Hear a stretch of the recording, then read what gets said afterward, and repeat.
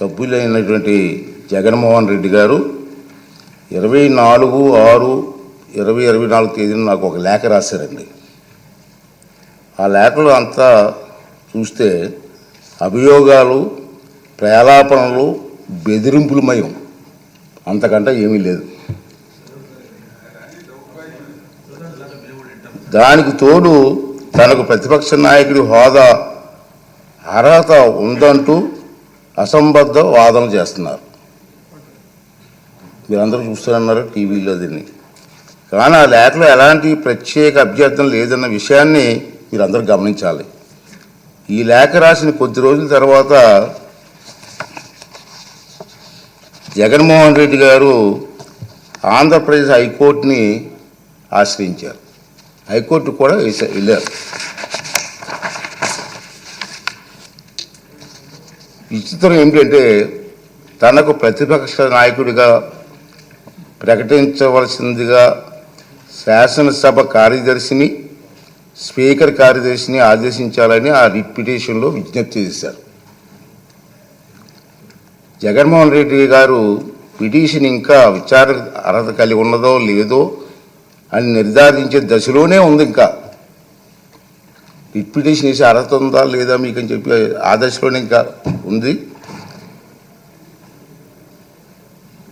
ఈ పిటిషన్లో వైఎస్ జగన్మోహన్ రెడ్డి గారు స్పీకర్ను, శాసన వ్యవహారాల మంత్రిని ప్రతివాదులుగా చేర్చినప్పటికీ ఆ ఇద్దరిని మినహాయించాలని గౌరవ అడ్వకేట్ జనరల్ గారు చేసిన సూచనతో గౌరవ న్యాయస్థానం ఏకీభవించింది.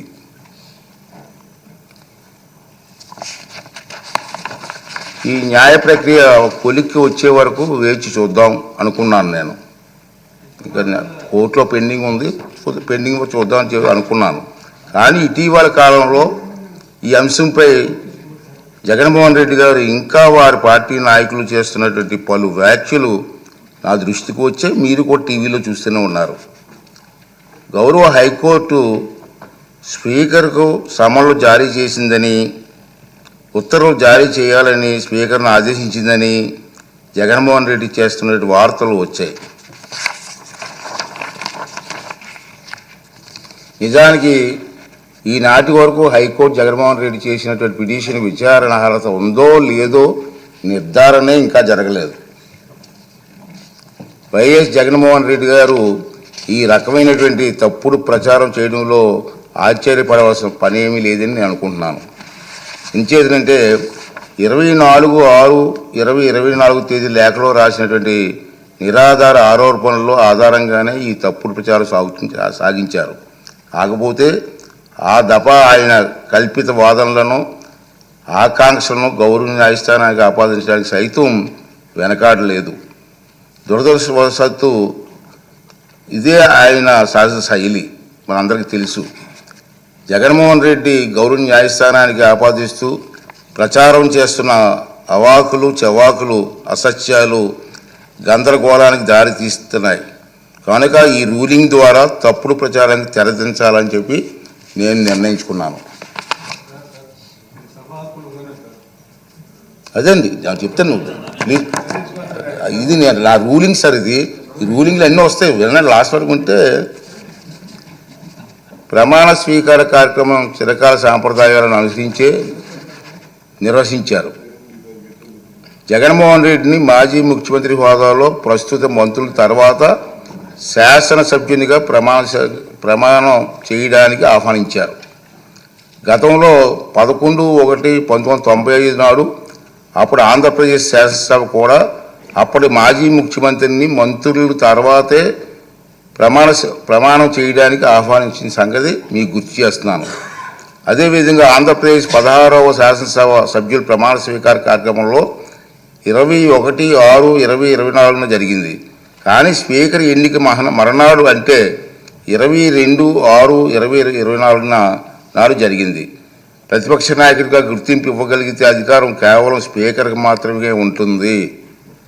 అందుకే సభ్యుల ప్రమాణ స్వీకార కార్యక్రమం జగన్మోహన్ రెడ్డికి ప్రతిపక్ష హోదా నిరాకరించడానికి సూచించిన అన్న వాదన సరికాదు. నిజానికి జగన్మోహన్ రెడ్డి వైఎస్ఆర్సీ శాసనసభ పక్ష నాయకుడిగా ఎన్నికైనట్టు 26/6/2024 వరకు మా సచివాలయానికి తెలపలేదు. నెంబర్ 1. అలాంటప్పుడు జూన్ 26 కంటే ముందు, అందున స్పీకర్ ఎన్నిక జరగక ముందు ప్రతిపక్ష నాయకుడి హోదా గురించి నిర్ణయం తీసుకోవడం సాధ్యమా? ఇది ఒకటి గమనించవలసిన అవసరం ఉంది. ప్రతిపక్ష నాయకుడి హోదా ఎవరైనా అర్హులా కాదా అనేది కేవలం రాజ్యాంగ సూత్రాలు, కోర్టు తీర్పులు, చిరకాల సాంప్రదాయాల ఆధారంగా మాత్రమే నిర్ధారించగలరు.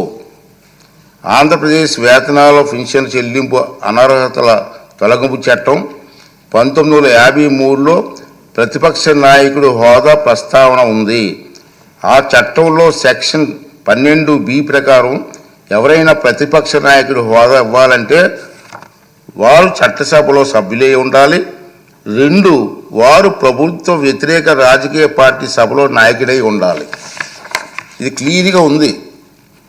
3, ప్రతిపక్షంలో ఉన్న పార్టీకి అత్యధిక సంఖ్యాబలం ఉండాలి.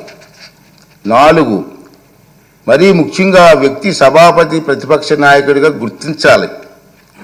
ఒకవేళ అత్యధిక సంఖ్యాబలం గల ప్రతిపక్షాలు 1 కన్నా ఎక్కువ ఉంటే పార్టీ హోదాను దృష్టిలో ఉంచుకుని వాటిని ఏదో ఒక పార్టీ నాయకుడిని సభాపతి ప్రతిపక్ష నాయకుడి హోదా కల్పించవచ్చు. ఈ విషయంలో సభాపతి నిర్ణయానికి తిరుగుండదని సెక్షన్ 12B చెబుతుంది.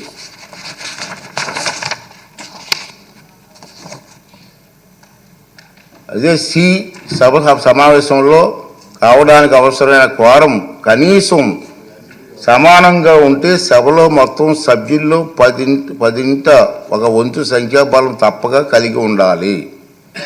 ఈ చరిత్రాత్మక డైరెక్షన్ను పార్లమెంట్లో ఆంధ్రప్రదేశ్ శాసనసభతో సహా అన్ని రాష్ట్రాలు చట్టసభల్లోని పాటిస్తున్నారు.